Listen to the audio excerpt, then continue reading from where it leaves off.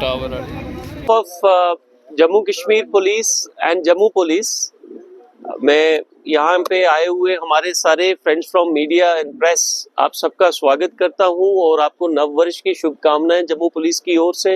SSP Jammu की ओर से, और साथ ही साथ आने वाले रिपब्लिक डे की भी हम आपको एडवांस में शुभकामनाएं देते हैं। आज की प्रेस वार्ता दो इम्पोर्टेंट केसेस, एक केस जो कि इंटरस्टेट एंड प्रोबेबली इंटरनेशनल रेमिनिफिकेशंस का है, उसको लेके है, और सेकंड केस जो एक गवर्नमेंट प्रॉपर्टी थेफ्ट यहाँ पे हुई थी हमारी पीडीडी की, उसको लेके है। और दोनों की मालियत जो है, रिकवरीज जो हमने की हैं और जो लोग हमने अरेस्ट किए हैं इसके अंदर, वो उसके कंसर्निंग है, और जो पूरी मालियत है इस पूरी रिकवरी की वो लगभग 1 करोड़ और उससे ऊपर है। तो I feel happy and delighted to share the details with you. Police station Gandhinagar के अंदर एक एफआईआर नंबर 268 ऑफ 2025 रजिस्टर होती है on complaint of one Bihari Lal Sharma, जो कि supervisor law and order JNK circle on behalf of GLT infrastructure, एक telecommunication tower equipment company है। उसके सुपरवाइजर जो है वो एक एप्लीकेशन लेके आते हैं कि 6 अक्टूबर 2025 को उनके एक टावर से जो एसेंशियल कंपोनेंट्स हैं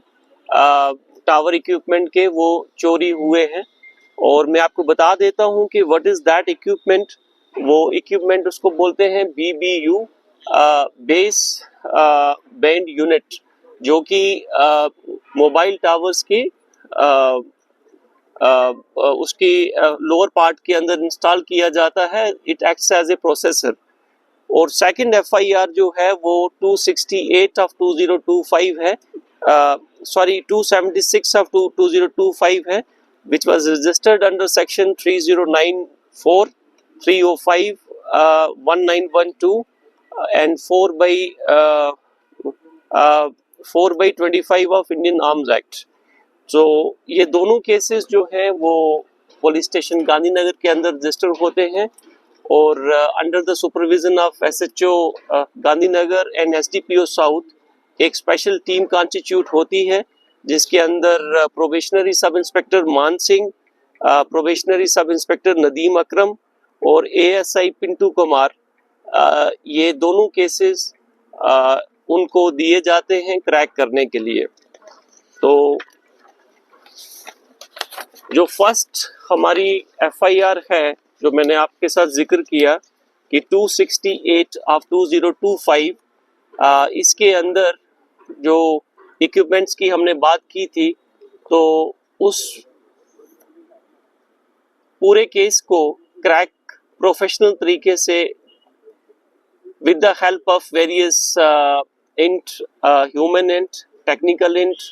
CCTV cameras, we were able to arrest those persons. और उनके पोजीशन से टेलीकॉम इक्विपमेंट जो कि 11 बेस बैंड यूनिट जो मैंने आपको बोला,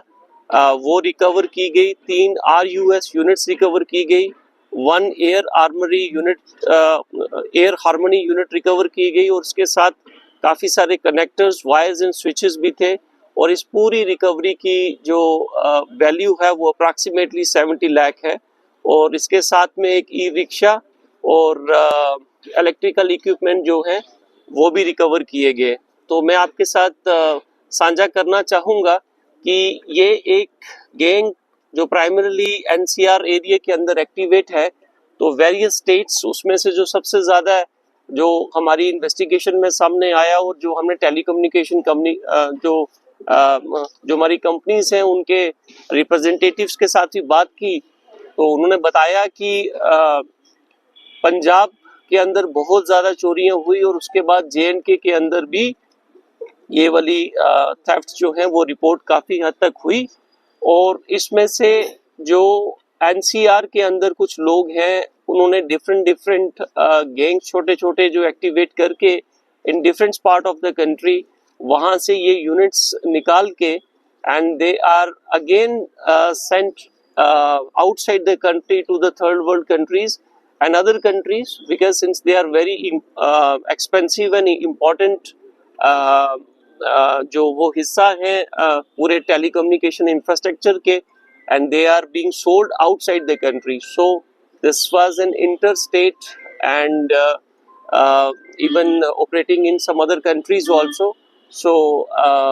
during investigation, the section 111 of BNS was also invoked. Now the second case जो जिसका मैंने जिक्र किया 276 जो मैंने पहले आपको बताया, इसके अंदर हमारे पास हमारे यहाँ पे नानक नगर के अंदर जो JPDCL का एक गोडाउन है, उसमें उसके अंदर